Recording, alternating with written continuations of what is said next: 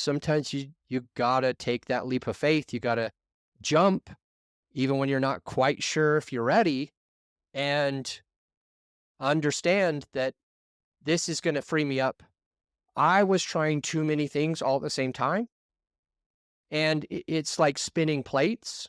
It's like you can't chase two rabbits or you'll catch none. It's hard enough to put everything into one business, one place, one focus. When you can focus, you get much better at your craft, and you're actually more likely to see what problems are going to arise. Hello, investor. Welcome back to another episode of the Passive Income Adventures. Today, we have a treat for you, Adam AAA Adams, my mentor, the guy who got me into all this real estate stuff in the first place. He has made a major shift in his life from real estate back to his first love, which is business ownership and entrepreneurship. And he shares with us his journey between these two things and how he's using his business to fuel his investing and to fuel his passive income. So it's a nice look at the active versus the passive, how you can make more money if you're being active, either in a business or doing a real estate business. People say they're real estate investors when they have a real estate business, but we're talking about running a real estate business as an active business owner versus taking that money and get that money working for you in other people's deals more passively so you can be a passive investor. And so the back and forth between that and his experience, his successes and his failures with passive income, we go over why passive income can be a total myth and how it's totally true because we all know people who are retired at age 65 on their stock account or on their rental homes. And so it is a real thing. The question is how long is it going to take you to prepare to retire when you want to, making the amount of money that you need to? And like Adam, we've also chosen to work part-time in a business after we retired and talking about like that decision process and the personality type that's best suited to that. And then we have a great discussion on the podcast art form, the podcast platform, the podcast marketing tool, and what he does now, helping people grow their podcasts, and why we're still editing our own podcast, and how that's really basically costing us money and costing us exposure. And so it's a great discussion. You get a little bonus section at the end about when do you know when to outsource things? When do you know when you can afford a virtual assistant? When you can afford somebody to take care of your business? He's outsourced most of his business and is living the true 4-hour work week passive income lifestyle based on his apartments, his homes, and the business that he's running mostly passively. So fascinating conversation. Adam always drops a ton of value. I always love talking to him. And he is just so personable. He has like 1,000 best friends, and he makes us all feel like we're the most special one in the room at the time.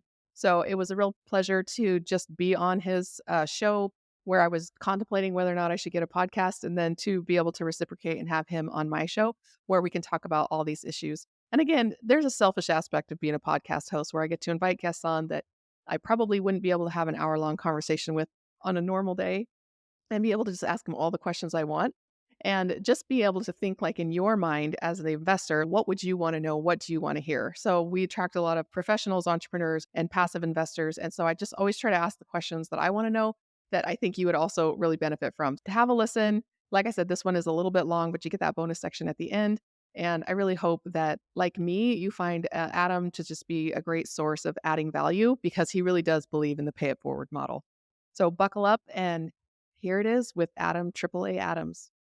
We're live with Adam Adams. I have known you for such a long time. You were at the very beginning of my real estate investing journey, and it's been really interesting to follow your journey because you started out doing one thing, and it's almost like you're living the arc ahead of me living the same passive income arc, and you're working a business now, and it's a completely different lifestyle. So catch me up on that journey, where you started, and just to those pivot points of where you were with real estate and where you are now. I want to hear the whole origin story. Yeah. Well, honestly, as anyone listening would have to agree, and I'm sure you do too, there is so many pivot points. Sometimes it's hard. Sometimes we need to decide which pivot points are the most important. So I have a lot, and I will try to share the most relevant ones, one of which was the pivot point where I didn't know what I was going to do. I thought that I actually would fly jets for the US Air Force, and that I would be like a fighter pilot. And I don't know, sounded pretty badass to me. So I wanted to do it. Same thing. My pilot was my bomber pilot, and I'm like, I'm going to be a pilot, and then it Yeah. came from here. And Then the next pivot point was that I was in middle school and high school playing music and my tuba, and eventually I learned every single instrument, which is just interesting enough. But I learned all of the instruments. I started composing music, and it was a passion for me. And I wanted to give back, so I went to college to become a music education teacher. I wanted to be a junior high band director. And now the next pivot point, my freaking stepdad. My stepdad used to have me, I don't know, child labor. I mean, this guy should be in jail, I think, right? Because I was out in the hot, hot sun in Utah. It was like 90 to 100 degrees. And I was like 5, 6, 7, 8, 9 years old. And I was watering hundreds, if not thousands, of plants in a row for $1 an hour. Can you even imagine? $1 an hour. And my stepdad, he's like, you need to save 10%. You need to give away 10%. You need to invest 10%. And you need to do something else with 10%.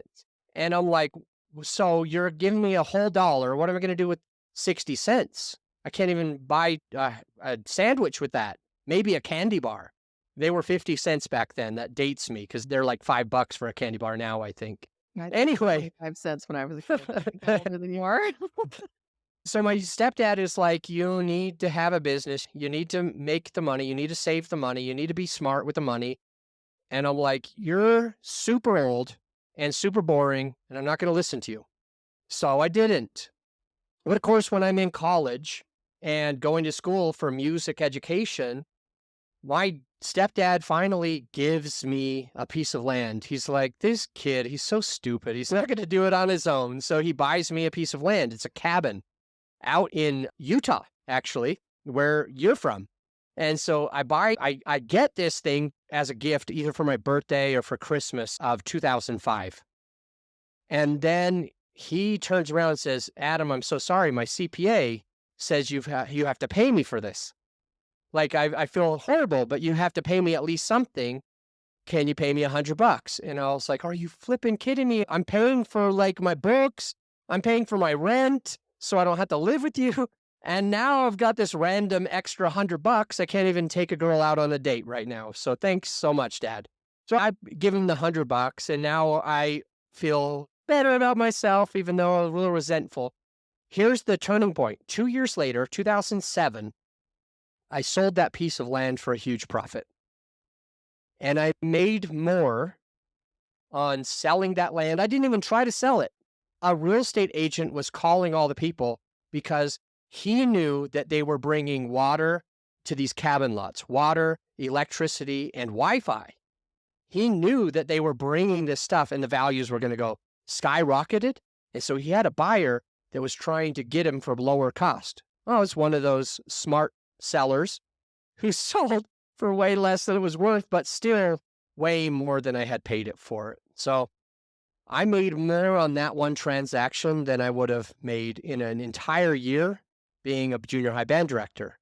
So I still graduated with my degree, but I never used it because I immediately in 2007, I decided to launch my business like my stepdad had always told me and invest 10% in real estate like my stepdad had always told me.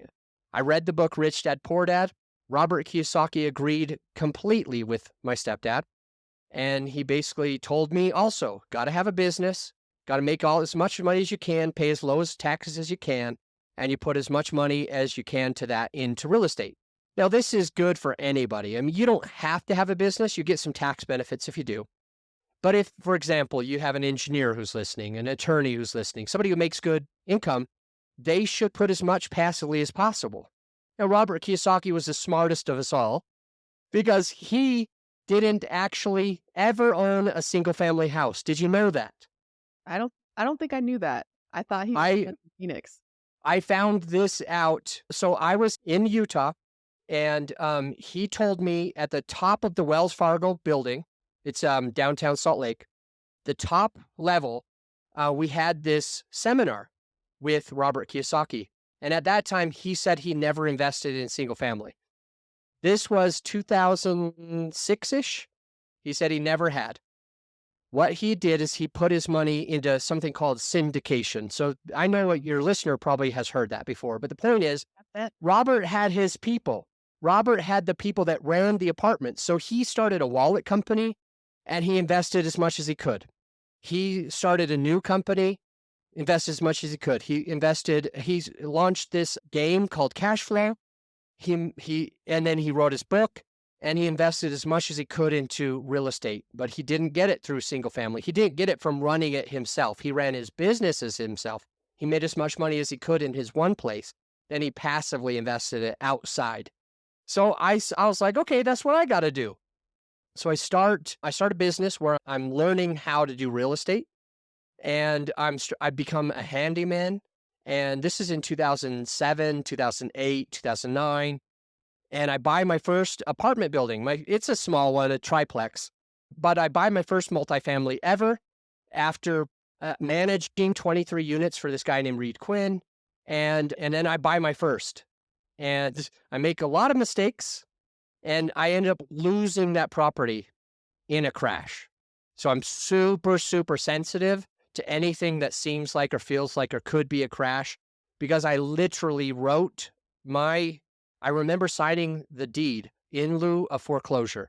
I told him I wouldn't be able to pay him.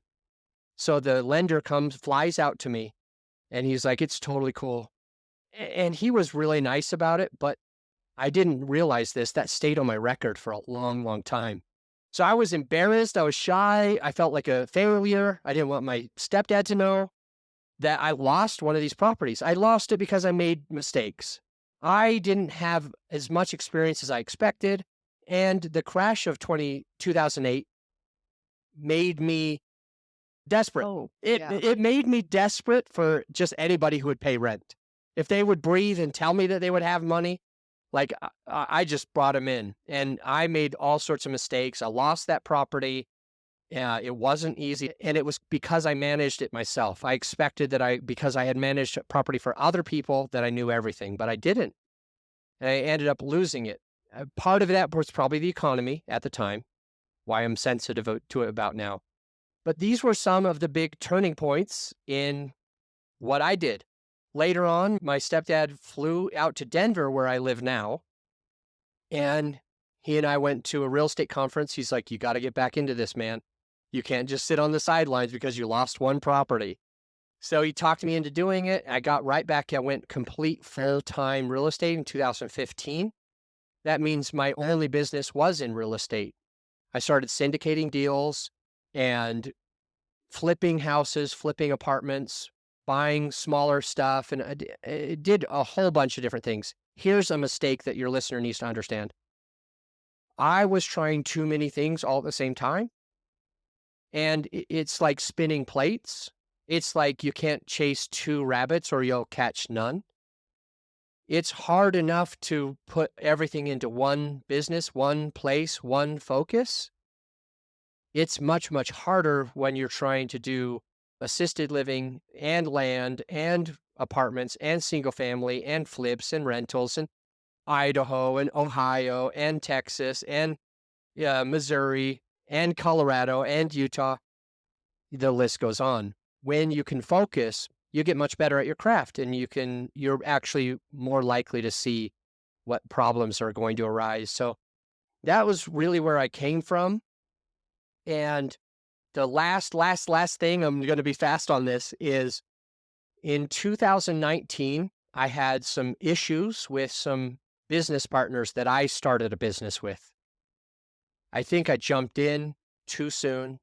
I gave up a lot of the control. They outvoted me a couple of times because there was three of us. So if two people say one thing, and I'm a nice guy, and one of my other partners is pretty serious and pretty sure he's right all the time. And so the point is that the second guy, he kept doing what the other guy wanted. And whenever I would get voted out, some of the decisions I didn't really like. So I was going through this thing where I'm like, I'm pretty sure there could be a crash because I got in a crash before. And, things have gone up for a long time. I don't know what's going to happen. And it's just safer not to hold other people's money if I think that might happen, because then I would feel really bad.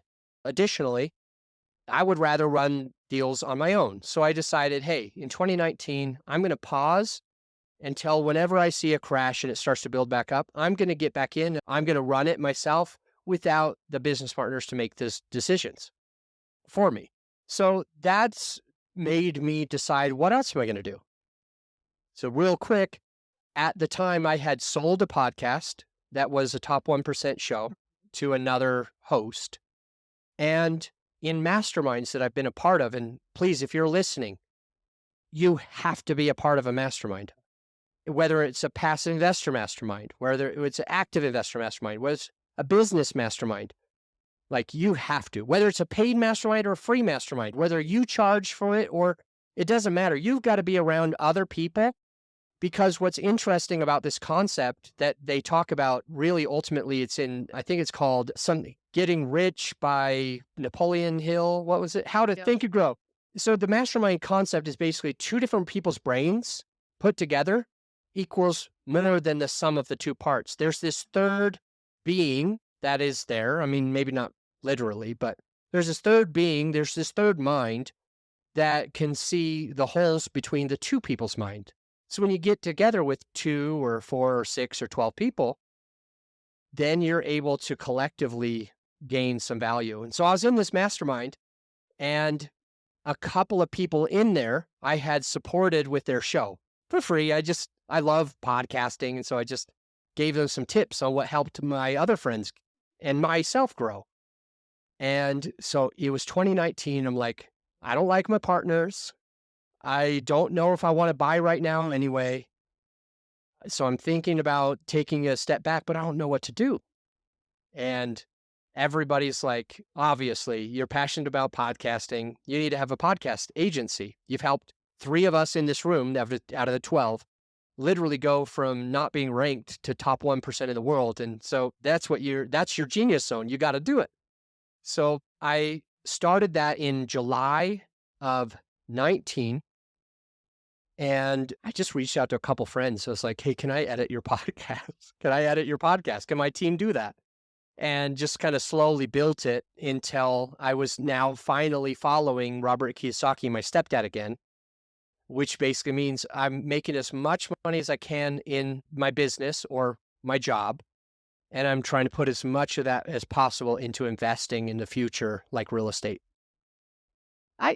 It's been so long ago since I read Rich Dad Poor Dad, and at the time, it didn't really blow my mind because I was already exposed to this concept of passive income. And I mean, I had some stuff happen when I was a kid when my parents had a lease option house and of some few other things. And so we all knew we'd make jokes like, oh, I'm going to invest $1 million in the stock market and live off the dividends. Like when we were in high school, we'd make these kinds of jokes. We really hoped it would be true, but none of us really believed it. And so I remember at the time, yeah, duh, everybody needs to have passive income. I don't Yeah. see why this book is so earth shattering. But then I heard a quote from it recently that I'd forgotten about. And it basically was saying everybody who wants true financial freedom needs to either run a business, be an investor, or even better yet, both.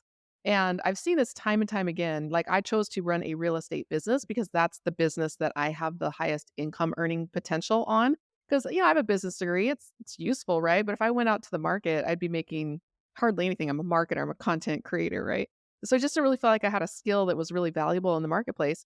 And so I chose to do a real estate business. And so you're coming at it the other way around. Most people are starting a business, they're investing as much as they can, and then they think they're going to go on a beach and drink Mai Tais or something and hang out in Mexico, which I think for most of us is pretty boring.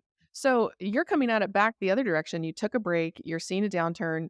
It's kind of happening now. It took 3 or 4, you said 5 years, and we're in what, year 4 of that plan when you said that? Yeah. And you never know, because honestly, there's still a lot of metrics, Hmm. a lot showing that real estate is going to go up and up and up. There's a lot of metrics that I see, and there's a lot of incredibly smart people that I believe in and trust, that really believe in the longevity of the market, because it is all supply and demand. And there's a lot of markets, and not every single market in the whole country, but there's a lot of solid markets right now with really good supply and demand that could show that it's just going to keep increasing. So who knows? But Yeah. if there's a crash, if and when there's a crash, I'll probably get right back to buying again. Right now, we have 2 apartments left, like 130-ish doors, and 2 houses left. And that's really what I'm sitting on as opposed to a lot more that I had in Mhm. 2019. So, how do you feel about passive income in general? We were talking a little bit before the show about I the purpose of the show is to really pull back the curtain on people who are either working on or living the passive income lifestyle and getting rid of the fairy tales and the unicorns and the mai tais and all of that and really saying, is it real? And if it is, what does it look like? Because you are hustling in a business right now, but yet at the same time, you've got this passive income thing down from the real estate that you can kind of tap into as needed. So give us your thoughts there, and what you're doing now with running your Grow Your Show, the podcast on podcasting, running a business, and kind of contemplating like your lifestyle decisions. Because I know recently you went and did your first bodybuilding contest, and you went from what did you say, like dad bod to hot bod or whatever you whatever you I never would have called myself a hot bod. I'm just saying, I never would have said that. when you were But no, I was a dad bod. yeah. Absolutely. You have a lot that you shared, and I am wanting to keep the integrity of the show, but I was in Maui yesterday Yep. or two, We're going on Tuesday. and yeah, I was in Maui on Tuesday. Mhm. And for the last week or so, sipping Mai Tais. And I need to tell anyone who goes to Maui to try to find Monkey Pod because they have the absolute most bestest ever Mai Tais. But no, seriously, I do try to travel. I travel about every other week. So it was Maui, and then 2 weeks before it was Moab, and 2 weeks before it was Mexico. So I do that. And to answer your question about passive income and everything, here's the thing. I kind of retired about a year and a half ago, two-ish, just less than 2 years ago. I kind of retired. I moved it to where I wasn't hustling in my company. I had hired to 37 employees, and they ran practically everything for our clients.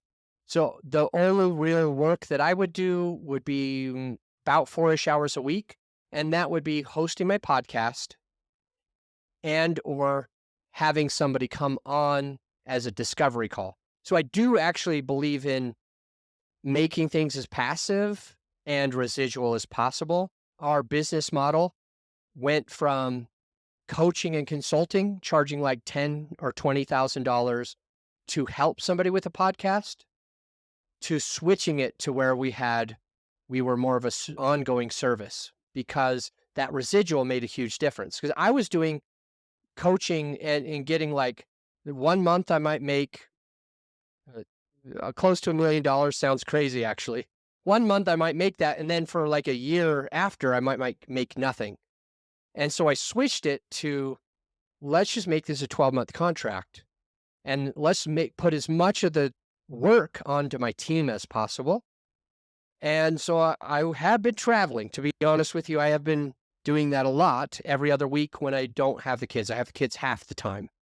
So those opposite weeks, I do go out and I do try to have fun. Now, when I quote retired, I got busier. I got busier because I think that it's important that we focus on some things that not everybody focuses on all the time. Our health and wellness. That does include our physical health and our mental health and our emotional health. Some of that to me means that I go on a walk every day. Some of that to me means that I know this is ridiculous and not going to resonate with everybody listening, but I get cold exposure every morning. I get heat exposure nearly every night. I have a sauna at my house. If I'm out of town, I get the heat exposure outside in the sun. And I try to do something randomly. It's called grounding. This stuff is like foo-foo. The people that know it is just the hippies. So everybody else is just like, what is he talking about? But I try to touch, grass or the ocean for at least 20 minutes a day and hopefully twice a day. I go to the gym for an hour or two a day. I eat 6 super healthy meals. I was just sponsoring a conference and I had to take huge like things of prepped food because I didn't want to eat the stuff that was there because like my health and wellness does matter to me. The nutrition that I get, the vitamins, the minerals that I get, that they change my hormones. They change my hormones, whether I have more cortisol, whether I have more testosterone, more whatever, all of these different hormones, melatonin, like so I can sleep better. And so I am really focusing on like my mental health, my physical health. I read a lot of books now, probably listening to them, to be honest. I'm dyslexic. And my relationships became incredibly important to me. My relationship with my kids are the biggest, most important thing. So on the weeks that I have them, every Wednesday we do something special. And it's the same thing every Wednesday. It's exercise. On every Thursday, it's always game night. On every single Friday that I'm with them, it's movie night. On every single Saturday, we go out of the house and do something fun. This last week I was in Hawaii, but the week before, we went and did pinball. 2 weeks before that, we went to Elitch Gardens, which is like a lagoon or Six Flags. We went to the amusement park. Or we go to parkour. Or we go river rafting. We drive like 2 hours away and do river rafting. And I know this is ridiculous, but like I got busier when I kind of retired, when I semi-retired, moved down to 4 hours a week. I got kind of busier because I decided to budget my time. And I used to be afraid of budgeting money. It made me sound poor. I used to get afraid of budgeting time. It made me sound like I didn't have control of my schedule. It made me feel bad to say that out loud, that I needed to budget money or budget time. But I've learned that what we need to do is just like my stepdad said in the beginning, take 10% of our money at least and put it toward our future investment. Take our time to grow our family. When I'm with my kids now, this wasn't like this, Emma, in 2017, 2016, 2018, when you and I met and I hustled really, really, really hard, I was overworked. And when I was in the house, I wasn't present. I was on my phone. I was probably doing social media networking, or I was probably working for a client, or I was probably trying to find a new passive investor to work with, etc. So the kids would be like, can I show you this? Can I show you this? And I'm like, I'm too busy. I'm too busy. I can't do that right now because I was working and hustling and I was not having enough employees. So I was doing it all. So anyway, like in the now, in like what I'm trying to focus on now, it is honestly to make sure my mental health, my spiritual health, I'm doing things like meditation. I stopped praying a long time ago. I stopped like praying. But I'm trying to get back to that type of thing, at least with meditation, because it's something I feel more comfortable with right now. And at least taking that time to express gratitude every day. At least take that time where if I'm in the house, my phone isn't with me. I'm not, when my kid wants to show me because he composes music like I used to. He's like, Dad, can I show you this? My goal is if I'm in the middle of something, I'll say, give me 3 minutes or whatever the time is. Give me 3 minutes to finish up this email. I'll put my phone down and I can't wait to listen. So he goes and gets the speaker. He gets his laptop. He puts it all together and I listen to his EDM, his electronic dance music that he's created from his mind because he's brilliant.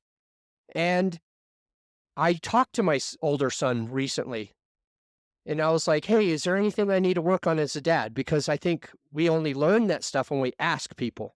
Is there anything I need to work on as a dad? What do you like? What don't you like? And he goes, well, what I like the most is you enjoy listening to my songs. And I'm crying right now. I'm like literally tearing up because like I'm the parent that puts down the phone for him. And it wasn't like that before. He didn't even dare to come to me sometimes because I was so short with him because I was too busy. So anyway, I do kind of do some Mai Tais, but my focus right now is my health, my wellness, my physical, my spiritual, my emotional, and my mental health. And the only way that I can do that is with some of the rentals that I have, which lovely, they're completely paid off and they're managed by somebody else. And these apartment buildings that we have that the property manager does it all. And of course, my business has turned more into a residual thing where I don't really have to be involved, but I'm as busy as ever. I'm literally as busy as ever, but just filling my time in a budget way with the things that I think are most important in my life. And I think that's the essence of passive income. It's having the opportunity to choose how you are spending your time while you're able to keep the lights on and be able to afford to go do fun stuff or afford to go serve more, play more, all of that. I think that it comes across a lot of times as really scammy and kind of like a myth because it does, the set it and forget it phrase is what really gets me because they only hear the forget it part. They don't hear the set it part. And we need to say, okay, the setting it part is where the work comes in. You can set and forget some types of investments if you're a limited partner in a stock, an Yeah. ETF, or in a limited partner in a syndication or something. You really can set it and forget it because even if you keep an eye on it, there's not much you can do, right? Just so watch it succeed or watch it fail, right? It's the set it that's all the work. And if you put in that work up front, if you invest that time up front, then you can have the time back later to do what you want. And I think most of the times we don't realize like that money goes in up front, the time goes in up front as well.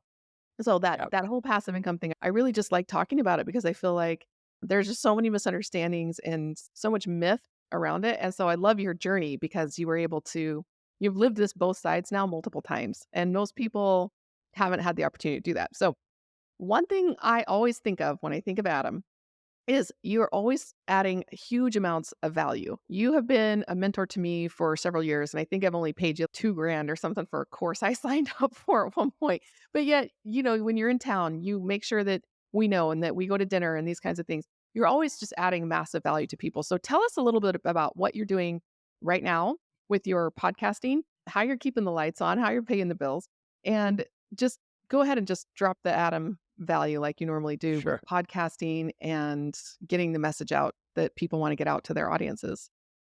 Yeah. What's the guy's name who says the more people you help get what they want, the more likely you'll get what you want? Is that Zig Ziglar? The more Yeah, yeah, yeah. you get what you want by helping Yeah. other people get what they want. Yeah. Yeah. I listened to Zig Ziglar's books on tapes after the Robert Kiyosaki stuff. And that's where I started to learn that originally.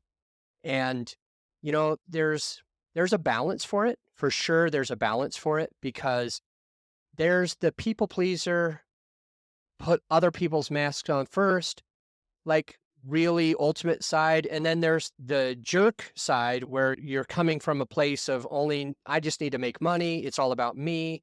Who cares about them? We'll take them for what they're worth. And you just kind of like take advantage of people. And then there's the perfect happy medium where you find a way that you can add value to people and they pay money for it and you both benefit massively. So for example, I'm hoping that if you gave me 2 grand, that you got more than 2 grand's worth of value out of it. Yeah. It was a And raise for, money course and yeah. used it to go raise money. And for me on my end, I got the value because I wasn't only working with you. I was able to serve multiple people at that same time. So we had one-on-one coaching clients that paid even more. And we had group clients that paid what you paid. And this allowed us to be able to partner with them, support them, help them, answer questions. And here's some of the value that I got. I was able to stay into my craft. I was able to get your questions and Tom's questions and Laura's questions and Bobby's questions. And I was able to think about them, process them, and become better at my craft and be able to serve more people at a higher level also, but be even better at my craft because it's like, I never thought of that. I never thought of it that way. And plus, now I think you've even put other people in touch with me that I now serve them on their podcast. So I've made thousands and thousands of dollars because I'm doing right by you. And you know that that's where my heart is, and you've brought people toward me. So what goes around comes around, but we have to be thinking about others. We have to be thinking of how do we truly serve them, like Zig Ziglar had said. So at any rate, what am I doing now? I serve podcast hosts. We edit, we produce, we write show notes, we make sure that people have original theme music for their show, and we take off all the back office stuff. So like our perfect client, our very perfect client, we always are going to have an avatar. If your listener is a business owner, I hope they know what avatar is. I hope they know what their perfect target audience is, their perfect target client. So for a lot of people, I think it's Gary Vee who said in 2015 or 16 when I heard it first. Gary Vaynerchuk said, if you don't have an active social media profile and a thought leadership platform by the year 2023, you will lose in business. He foresees this years and years in advance because he understands where things are going. He's been actually one of the best investors around, investing in some of the top companies. He's made a lot of really good bets, put a lot of money with the right people because he sees what's going on. He sees what's happening. And so I want to echo what he said because it even started happening way sooner than 2023. To give you an example, I shared this on my stage when you were speaking on our stage too. This year, I hosted a conference. You were on stage that year. And my presentation was all around this one guy who called me right before the thing because he was trying to raise capital for a deal.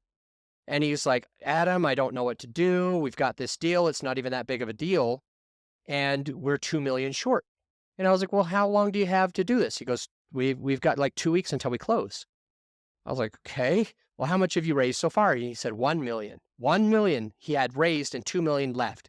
Here's the interesting thing that goes to Gary Vee's point that I think is super valuable to the listener. He used to be able to raise as much capital as he ever wanted. And then there started being some people launching podcasts. Some of those podcasters had lots of experience and track record. Other people who hosted those podcasts were brand new, and they knew that podcasting was going to support them because they probably listened to Gary Vee. So this guy comes up to me, he doesn't know what to do, he's freaking out. And I'm like, you're pretty much screwed right now. There's nothing you can do. Like, you're in the end of this, you have way too much left. The point that this guy made, he told me at that time, he goes, Adam, I'm so mad because all of my passive investors, he says, they're investing with these brand new podcasters. He wasn't talking about the experienced ones out loud, but his investors probably were investing with them as well, like people like you who knew what they're doing, right? But when it goes in, he was like, there's these brand new podcasters. They've never done a deal. They don't have any experience. And my investors are like, oh, I'm so sorry. I can't invest with you because I just put 200 grand with this brand new podcaster who's in your same space. Now, think about it. You've got 4 wheels on your car. The squeaky wheel is the one that gets the grease. This guy thought that he was going to be totally fine. He thought he was going to be totally fine because he had experience.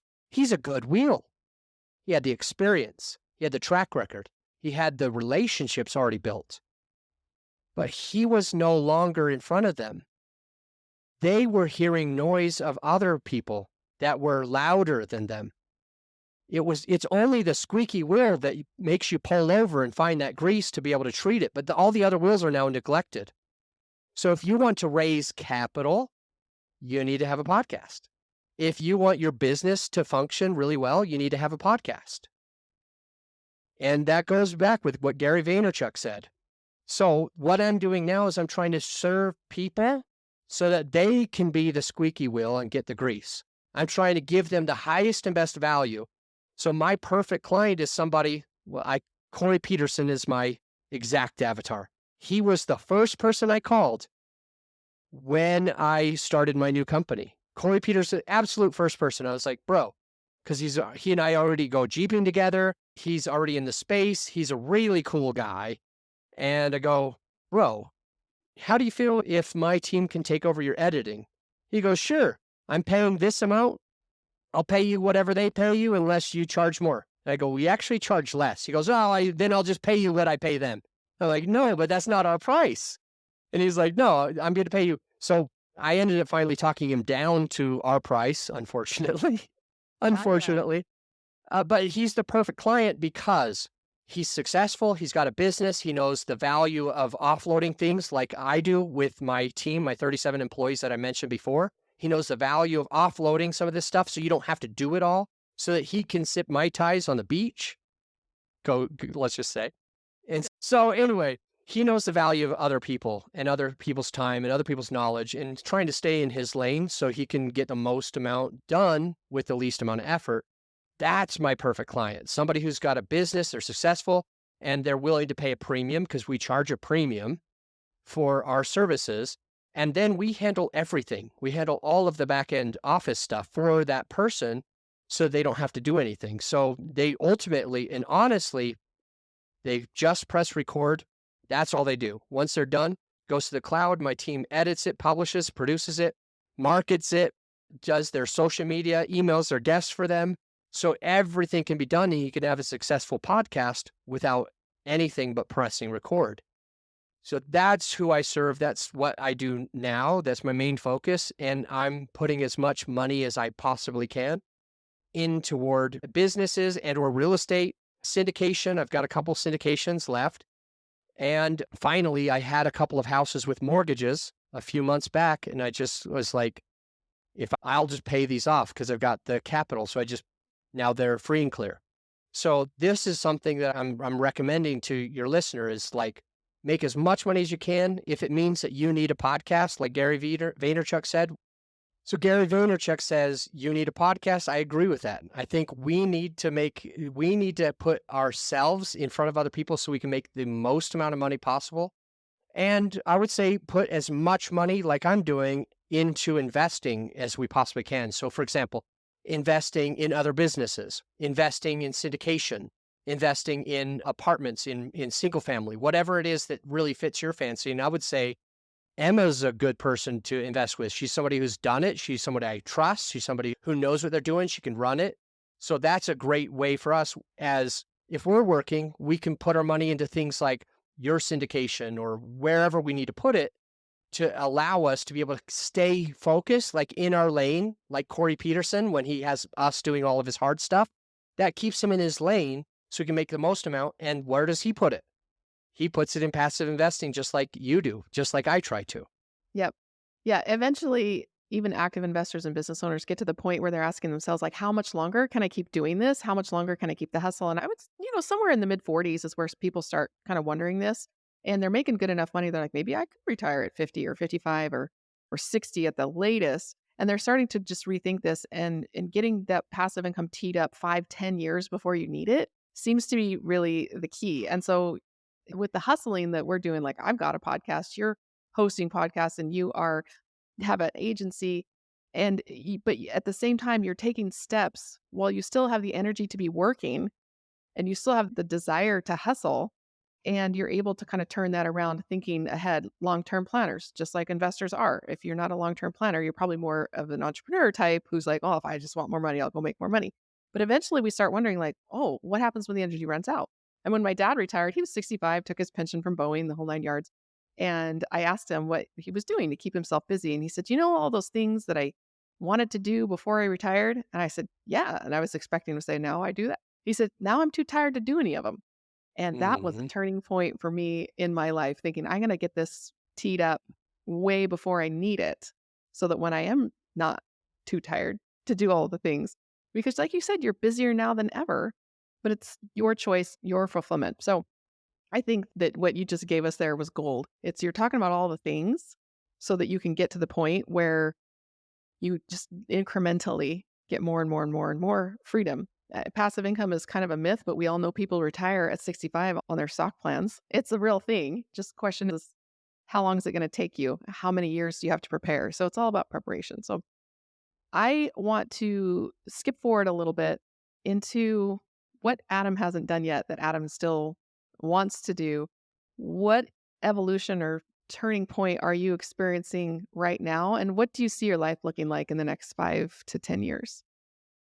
Yeah, well, it's kind of like your dad, but with a very intentional focus on not being too tired for it. Ultimately, right now, I don't work a whole bunch compared to the average person. Is because my team is just amazing and they're really helping handle a lot for me. However, I live 3 doors away from the kid's mother. The kids can walk back and forth. It's all I want for a while. But to answer your question, I will probably continue the business called Grow Your Show, my company. I'll probably continue that business. I will most likely be more active in real estate investing in 5 years easily because I'm already been planning on being more active in like a year or two from now, like really, really active. So I'll probably be closing on more deals, growing that portfolio. And lastly, the thing is, I'm kind of a business person, so I will probably keep starting small businesses and trying to offload the work. For example, I just launched a Turo business randomly enough. I had too many cars. I didn't need them. I felt bad about that. I felt like people would judge me because people, I'm just going to say it on your podcast, even Yeah. though I feel uncomfortable. When people find out that I have 5 cars and I'm single, I don't have a spouse or whatever. My kids aren't old enough yet to drive. Like, why on earth do you have 5 cars? So I think that's why I started a Turo business because I'm like, this is actually ridiculous. And I think I could just make it make me money. So my personal assistant that does my cooking and cleaning and everything at the house, she runs my Turo business too. So that's like always ingrained in me is to find things like that I can do. So there's that. But if I was to answer, my youngest son is 12 when we record this. So in about 6-ish years, I will live in Costa Rica and speak Spanish all the time and just be in the ocean every single day, be mountain biking frequently, see the monkeys, see the sloths, and enjoy the pura vida, which is the pure life that they always talk about. And it's really their slogan. So that's my goal is when the kids are out of school, I will live full time, not in Colorado, 3 doors away from the kid's mother, but I will live in Costa Rica and living the pure life.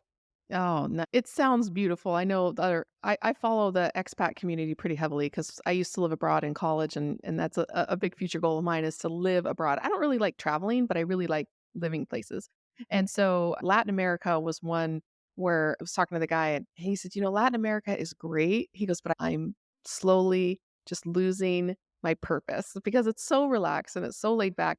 And he said, I think I'm going to move back to the States for like 2 years, start a business and then go back to Latin America because it's almost like this cyclical thing where you have Yeah. energy and then you need to relax. And so being able to listen to those cues that we're getting, I think that is really what lays at the essence of what we're trying to do is being able to do what needs to get done at any given time and have the resources to be able to do that. So that's a beautiful dream.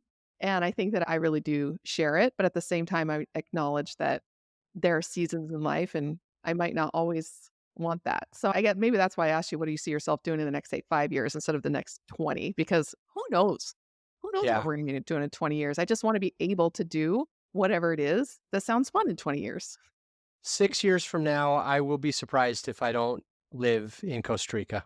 Yep. Yep. And podemos hablar español juntos.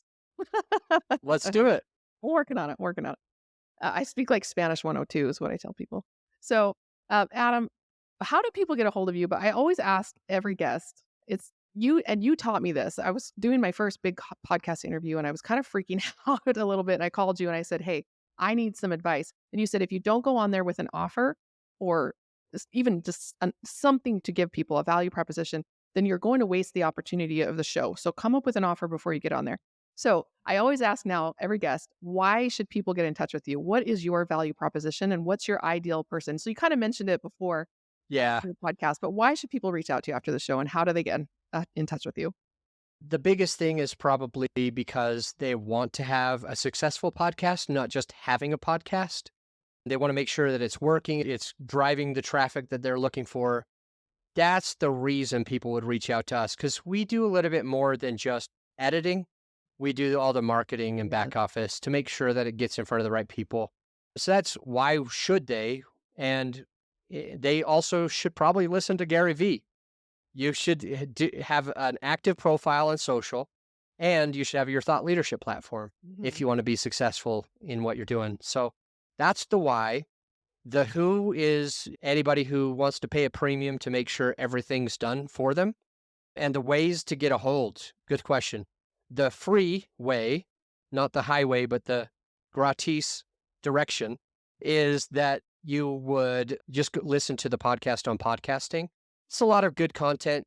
Half of the stuff we've talked about today is similar to what will be on the podcast all the time. So, podcast on podcasting, anywhere you're listening to this show. But if you are ready to hire us, it's just growyourshow.com. Up in the right-hand corner, you'll see a button that says Discovery Call. So you can just schedule a call with me. We can decide how to work together, and it's pretty easy. So that's how you would reach out. Awesome. I know when my husband's editing this, you got to put Troy out of his misery, man. Like, Right. we need to turn it over because what do they say? Highest and best use of time. And he needs to be out. Troy, hear this part. Hear this part. You are worth more than $25 an hour. Yeah. You are absolutely worth more than $25 an hour. And for most of our services, it's between $12 and $25. $12 and $25 per hour. Yeah. And whatever this part is, the editing, the post-production, the marketing, this stuff, for a couple $100, you can be trying to make thousands. Sorry, I need to give you a quick example, real quick. Sorry. No. You remember my triplex that I mentioned, my first multifamily that I bought in 2008? I was only supposed to make $300 a month after the mortgage and everything. Mm-hmm. So when I looked at a property management company, they were going to charge $300. Mm. And I could not say yes because to me, that was all of my profits. I wasn't going to make money anymore. So I made the wrong decision to manage it myself. As you know, I lost it. As you know, part of that's because I didn't use the right contracts. I didn't have the right vetting. I wasn't an attorney to have the right contracts or whatever. And also part of it was I was sitting there like working 20 plus hours a week on this triplex, which means that I was working for pennies. I was actually working for like $6 an hour, which is way less than minimum wage was even back then. So I was like working for like $6 an hour on average. And when I realized that, I wasn't doing my other business where I was actually used to be able to make $20,000 net, $20,000 a month because I had 13 employees. But I took my eye off that ball so that I can manage this property and make my 300. So then I'm not making 20 grand anymore. Yeah. So the net wasn't just trying to save me 300. The net ended up being that I was losing like $15,000 a month because I got my eye off the right ball with the $12, $7, $6, $12, $25 an hour stuff. So that's a huge, powerful thing for you and for anyone listening. Like, find out what is that stuff that takes you away from your thing and then offload it as soon as you can. As soon as you can. I think that's the key word there. I know we're supposed to be wrapping up, but I mean, like I said, you always just drop so much value. You're one of the only people I know who makes me feel like you know me when you're reaching out and you're sending me a message or something and you remember who I am. And you must have thousands of people in your life like that. I don't know how you keep track of it, but you're a master. You're a master at that. And so whenever I have a chance to talk to you, I always want to, like I said, keep you to myself and keep going. So as soon as you're able, let's talk to some business owners who are in the early stages of their business. And I know I'm not early stages right now in my syndication and passive income business, but I've really switched over to just raising capital. And that business is very new. And, at the beginning, it's all expenses and no revenue. So speak to that business owner. What does as soon as you can mean? I love it. I was on my 40th birthday. I went skydiving. And halfway through the flight up, I changed my mind. I literally changed my mind. I told myself, nope, I'm done. And my buddy, Mitch Conrad, who I think you know, he and I were in Maui this week together. Yeah, I met my buddy Mitch was the one who was skydiving with me. And I said to myself, I'm not going to do it. But I don't know how to say that I'm not going to do it. Like I just didn't get the words yet. And I for sure, if he would have jumped out first, I definitely wouldn't have gone. And out of nowhere, I wasn't ready. I wasn't ready. Out of nowhere, they opened the gate, the door, and I was like, all right, this is going to be really hard for me to say this because now it's so loud. So I'm going to have a hard time telling him, but I'm about to tell him. The next thing I know, he taps me on my shoulders and he says, put your feet on the thing out there. Like there's this like where the wheels go. I just had to put my feet on that. And I like somehow listened to him, like he hypnotized me because I wasn't even thinking straight. I was just like, all right, well, he's asking me to put my feet on that. I'll do that. But I was still planning on telling him that I'm not going to jump. The next thing he says, he goes, all right, it's time to jump. And I'm like, how did I get into this?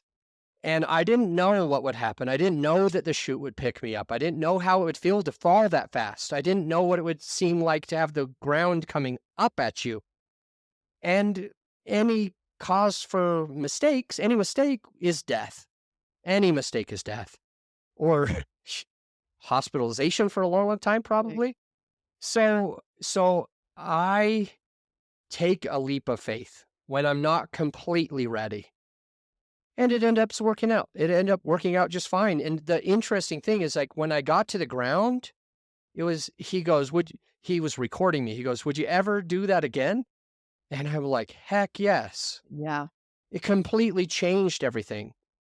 And that's kind of how it was the first time that I got my first virtual assistant. Mhm. I didn't have a lot of money, but I knew that I was working 120 hours a week. And I knew that I wasn't really focused on the most important parts of my business. And so it was like the hardest leap of faith that I had taken. This is before jumping out of a plane, but this was at the time the hardest leap of faith because I'm like, I don't know how to give her jobs. I don't know what to give her. I don't even know how to work with her. I don't know how to find them or hire them. But I finally was able to get them to go part-time. And it was easier on me because it wasn't as much money. Mhm. So I had her name's Jerisa, and she still works with me. I remember her. She's been with me for 7 years, I think, Yep. 6.5 years. So Jerisa started as part-time, and within 2 weeks, I gave her full-time. And within a month, I had 3 virtual assistants. After about 4 to 6 weeks, I got my third.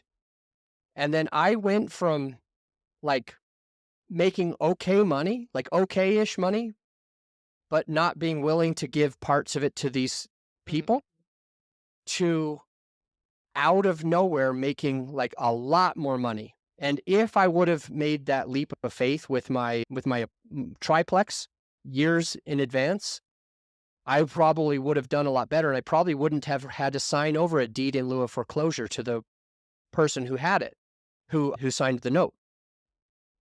So the question is, when is the right time? When does it mean I can do this? And the truth is that sometimes it's after you have the revenue and 6 months of their money available, where it's chilling there, where you know you can pay them for 6 months no matter what. And sometimes it's when you're overworked and you're not able to focus on the things that you need to focus on, and you don't exactly see how it's going to happen, but you know that something's got to give. Mhm. So Yeah. it depends where you are. In one way, it's the wise way, it's the obvious way. All right, well, we got the 6 months ready for them, and they're going to offload this, and I already know exactly what they're going to do. It's all outlined, their position, their title, it's figured out. The money's there. That's an obvious way to go. And other times, sometimes you gotta take that leap of faith. You gotta jump, even when you're not quite sure if you're ready, and understand that this is gonna free me up. And when I finally get to the ground and they ask me, would you ever do that again? I would say, heck yeah. And I would get my third and fourth and 37th virtual assistant. Yep. Yeah. Well, I have a friend of mine who uses your podcast agency, and I asked him, it was right when you first started it. I asked him, where are you raising money from? Because he and I started a multifamily about the same time, and he was raising a lot more money for his deals than I was. I do better in the joint venture space. In the limited partner space, it's terrible. And so I was getting pretty frustrated.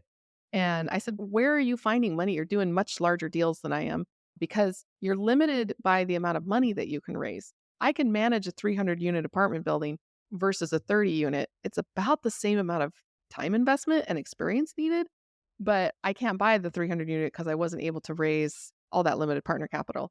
And he said, hands down podcast, hands down. And I said, okay, well, I mean, I know Adam's managing your podcast. How does that even work? And so he starts going into the ins and outs of basically how you took his show that it's no different than any other new podcaster who doesn't know how to interview or doesn't know what he's doing, right? And not only were you able to edit it and take care of all that and do the marketing, like you said, the social media, but you were able to listen to his content and coach him on how to have a better podcast in the first place. This was a couple of years ago. I was like, I don't want a podcast. I don't want a podcast. And then I went on your show, Podcast on Podcasting, to say, I don't have a podcast and I don't want one. And, the coaching call where you kind of walk me through like why I need Yep. one, how to start one, all that. And I was like, oh, he's right. So I start the podcast. Here we are. We're DIYing it. And I'm just trying to get a track record. And it's just been kind of amazing to watch other people who started podcasts at the same time that I did. I have other friends who use your agency who have tens of thousands of downloads now versus my 1,000, right? And it's just been an amazing kind of comparison for me to step back and look at, what they're building and what they're doing. So I need to take my own advice and get Troy. Every time we say the word Troy, he sees it in the transcript and he thinks he has to come edit it. So the more you say his name, the more annoyed he gets because then he has to actually, there's a message for you, Troy. Let's figure it out because I think that you're worth more than $25 an hour too. Boom. That's a good way to end the episode today. Hey, thank you, Emma, for the opportunity. I really, really enjoyed this conversation with you, for sure. Awesome. Thanks so much. I always look forward to talking to you, and you always offer me so much value. And now you can offer so much value for my audience as well. So maybe you can grow the audience and make even more value. So appreciate so much being on the show. Cheers. Now, that show was packed with value. Like I said, I always just love hearing him speak and seeing his life as he's gone from one thing to another and just success to success, and how he always owns his failures as well and how he learns from them and it shows us that vulnerability of how we are not just these wonderful, successful people. We are having struggles, we are having setbacks, we are having failures, and not trying to paint such a rosy picture about passive income. Suddenly it's going to be amazing. You're not going to have any problems. Like my coach always says, we're trying to upgrade from regular problems to higher quality problems, basically. And it's really helped me to see in my life when I'm hanging out with people or hanging out with Adam that it is about just staying in the game and really being focused on the goal. And for me, that's retiring early on passive income and then paying it forward and helping other people do the same. So if you want to learn more about this, set up a call with us at risecapitalinvestments.co. The purpose of this show really is to help connect to you afterwards. We want to network with you. Reach out to me, reach out to Adam, and make sure that you are having calls with people that you feel like could add value to your life. So again, risecapitalinvestments.co, schedule a call. And if you want to join us for our joint venture club meetings, they're every Monday night. You get more information and the link to join at riseclubcapital.com. There's no need to sign up. You just click on the link and jump in the meeting, and we network and we look at real deals. There's no better way to learn than by doing. And I think that today's show was a really good example of that. So thank you for joining us. And until next time, when I am looking forward to sharing our next passive income adventure.